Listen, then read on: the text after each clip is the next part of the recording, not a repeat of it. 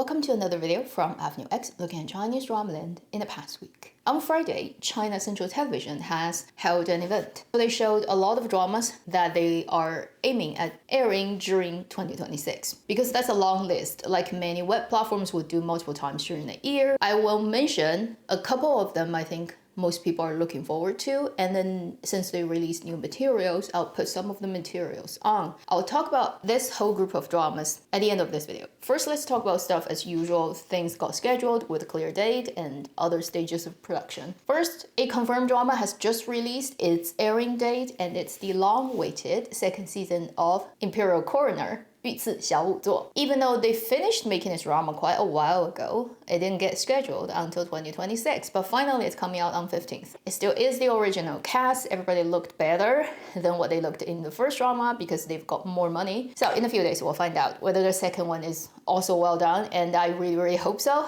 and can't wait. Then the historical drama we've talked about many times, 太平年, Sorting to Plowshare. Most likely it's going to happen on the 19th. And this is more to do with China Central Television's schedule because this drama is going to go on satellite at the same time web platform. And again, this is a drama that I have really high hope for, and if that also turned out to be meeting my expectation, I would consider January to be a very good period drama month for Chinese dramaland. We have multiple dramas that have gotten their licenses during this week. First one is the period romantic idol drama, 义诊春华. Right now the Chinese title is Sweetest Rebellion, and it's a 34 episodes 爱奇艺 drama led by Xu Ruohan and Zhou Keyu. Then another, probably more people are looking forward to, honestly speaking, drama from 爱奇艺, 36 episodes, has also gotten its license, and that is 南部档案, Southern Anecdote. And for multiple reasons, because first it is genre of dramas like tomb raiding, adventure, and it's based on the IP famous, and also the fact that it's led by two guys. And these days, since we cannot do BL or BL adaptation in broad daylight, we just have to totally pretend we're not doing it, yet we cast two guys that just look at them, like everybody's gonna think about it from like that angle, okay? And that's led by Zhang Xincheng and Ding Yuxi. Obviously, it's still gonna be just an adventure drama. There's still gonna be no CP. It's still not shipping it. Oh, obviously, it's just two normal guys.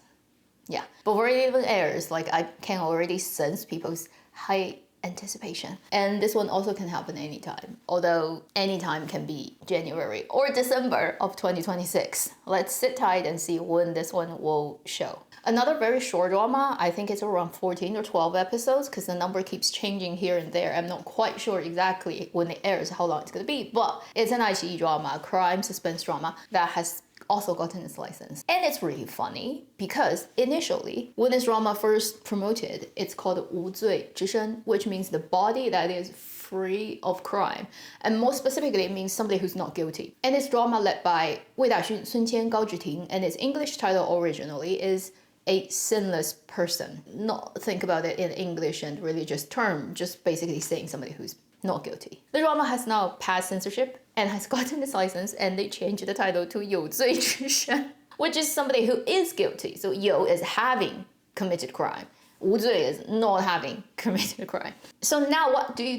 Do you still keep the English title a sinless person, or do you say a guilty person? Like, do you have to change it with it? I don't know, but it's just really ridiculous. I know Chinese dramas really like changing titles before they air. It's kind of a tradition that seems to have no really logical reasons behind it apart from like somehow people believe that can make them luckier. Whatever. But when you have a title called 无罪之身 initially, and when you get through, it becomes 有罪之身, it's kind of like funny. If you have to change a title, may just totally change it. Like, don't do one character change that's actually opposite meaning. Like, what do you mean? This is the weirdest title change of any title change in Chinese dramaland I've observed so far in my 8 years of having this channel. I laughed for like half a minute. I'm like, this just on its own looks so funny. Whatever your story is, I haven't seen it, right? And I have no idea what it is and whether it makes sense. But just the fact that it went through censorship and it turned 100 80.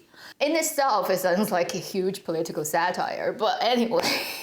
That Wei Daxun drama now is called Guilty Person, whatever, and it has also gotten its license. Then we have multiple dramas that have started shooting during this week. I hope they can wrap before Chinese New Year, otherwise it's gonna be very uncomfortable for people. Let's start with the first one. It is a Tencent crime suspense drama, and it has a really interesting name called 无独有偶. This is gonna be a really interesting suspense drama about an anti-drug policeman who retired or left the force and decided to do businesses, yet somehow he got involved with a woman who's being very badly treated by her husband and then accidentally killed the husband. So she ended up in trouble, and him somehow got entangled with her businesses, and it rose into this big crime story that will definitely touch on drugs eventually. So that's the title, 无独有偶, because in Chinese there is an idiom written like this called 无独有偶, which means very coincidental something happens. Yet they changed the title, the 独 to 毒. 毒 means single or one, and then the 毒 is poison. In Chinese, this also is drug, narcotics. It's 无独有偶, same pronunciation but a different character, and it definitely is referring to the drug aspect of the drama, and it has a really cute poster. At least it's like more interesting than average Chinese drama poster. It's a pineapple getting shot.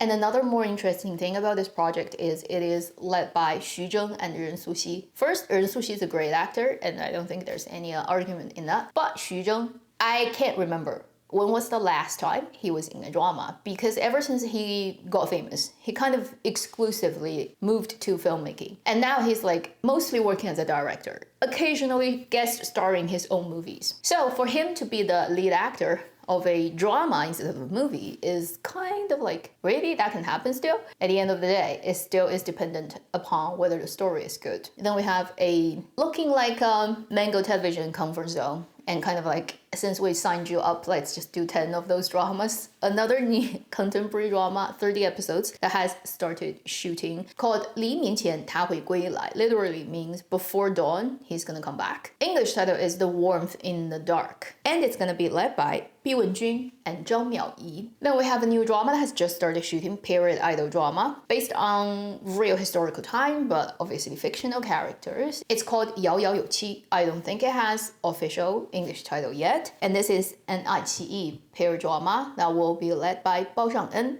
and He Yu. It's another pair drama of a female lead character who dies. Good family background, one day everything destroyed in Ming Dynasty, and then she wakes up and it's 5 years ago. How many dramas like that we've seen? So this is another reborn and change my fate story. Next time we hear about it probably will be when it gets wrapped. Then let's talk about the CCTV dramas. Some of them are still being shot, not yet finished. So I think they're just doing that as their scheduled work every year. Let's briefly talk about a couple of projects. First is a drama that hasn't even started shooting. Rumor had it that they would start shooting at the end of 25, but seems something is like slowing it down. Now they're saying this year for sure they're gonna start shooting. Although you can just listen to it and then take it with a grain of salt, because it may not happen. There have been a couple of very big projects that have been talked about for years and still hasn't started. For example, Nirvana in Fire 3. The first one that is likely to start shooting, at least by CCTV's own plan, would be Zheng, the drama about the very famous Ming Dynasty official. And it will be tough to do it in today's atmosphere and also just overall the health of Chinese dramaland. I mean, at least I think the costume department will be doing much better job than previous generations of Ming Dynasty core dramas, where stories are good, acting's brilliant, costume looks like shit. Whereas this time, because we are in 2025, Ming Dynasty costumes has been so well replicated and researched down to underwear that I don't think this type of drama when it shoots will be bad in any sense. So it will look good. And the lead is Hu Ge. Then CCTV this year is aiming at airing second series of Wenxin, the Heart. Definitely one of the most looking forward drama to me. Really, this is the only medical drama I've watched in the last couple of years that really made an impression and made me feel like it's actually worth watching for a second time. Also, there is a period drama that is being filmed right now, and I have also high hopes for it. And this is an unusual project because these days people just don't talk about Qing dynasty that much more. The first Chinese Imperial dynasty. And this is called Qin, led by Chen Xiao and Zhang Xingcheng. And Chen Xiao is going to be playing in Zheng, the first emperor of China. I haven't read into details about exactly what's the relationship between the leads and who is who and what happens, but it looks great. Chen Xiao has lost a huge amount of weight for this role. It will look very different from the other things he's done, and I hope this one comes out as a proper historical. If that's the case, that'll be great. It's still very early stage, and then they haven't actually put out a lot of official materials, but I highly look forward to it. The still ongoing just changed its male second lead actor drama 千里江山图, a panorama view of the mountains and rivers. That drama from Xinli, like the Mingguo version of Joy of Life, has also been mentioned by CCTV during this event as one of their important projects. There are definitely a lot more dramas CCTV has mentioned, but like I said, I don't have time to go through all of them, but I will mention 2 more, and they have provided new video, kind of trailer, during this week so that you can kind of get a feel of what they look like. The first one is the Wang Kai drama, 交锋, Blade Crossing. That's the literal meaning, although no official title yet. And it's already done. It's a contemporary espionage drama, so it's about contemporary national security, not like in Mingguo. That is one interesting thing about this drama. The other thing clearly is Wang Kai himself. Also, the Yang Zi-led big female lead period drama set in Ming Dynasty about people making ink has also released a new trailer. So in this one, you can kind of get more idea about her character as the center of the narrative. To focus more on her, the drama has just changed its title from 家业, which is literally family business. And previously it's called The Heir, right? The English title. Now, I don't think they would change the English title, but the Chinese title has been changed to 真娘传. So 真娘 is her name. 传 is legend of, a biography of, like all those 赵丽颖 dramas, because 赵丽颖 dramas often have like who 传, right? 陆贞传, some 传. So this turns into 真娘传. I don't know, I feel like I prefer 家业. Because when I hear 家业 family business, it is not just focused on one character story. It would be talking about maybe a more sort of like bigger picture, like she is the center obviously, but it feels like that the bigger concept on top. It feels more like a serious drama, right? It feels like the CCTV drama, old-fashioned. Whereas when you say 真娘传, it's just like any idol drama that can be in the period setting. I don't get it, but whatever. It's not like if you change the title, it's actually going to change the drama. And also, it's her big female lead drama, whatever you say. At the core of it, it still is that. So they've changed the title. It's no longer 家业, but 真娘传. And it's so funny, like, because they just changed it yesterday. So on their Weibo account, their name is still called 电视剧家业, literally means television series, family business. Yet their profile picture previously was 家业 the character, now changed to 真娘传.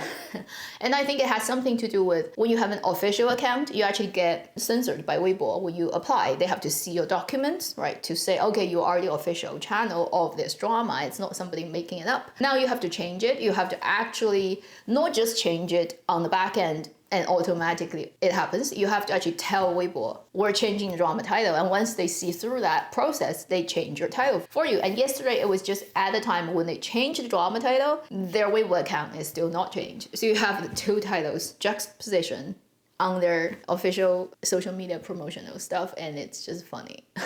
I don't know. Chinese dramas is so weird. I don't see this happen to anywhere else, any other country. When they make televisions, films, that they just always like to change the titles before it airs. Can anybody ever explain to me why that is the case? If eventually everything is gonna get their title changed anyway, why bother having a title in the first place? Just start with working title. Every project could be just called working title, right? We don't even bother to make like printing materials and whatever promotional materials because it's gonna get changed anyway. Just call it this actor-led working title 2026. Maybe I'm getting too old. I'm just bitter old woman. And the whole world just keeps confusing me more and more. That is everything I've collected during this week. When the time comes, when they actually schedule a drama, when it's about to air, we can talk about that. Because right now, everything I've talked about, all those dramas can happen and cannot happen too. You just don't know yet. I don't think even CCTV can guarantee all the dramas will be airing. They don't even know which one is gonna air when. That should be the end of this video. Thank you for watching Avenue X. I'll see you in my next video. Meanwhile, live long and happy drama watching.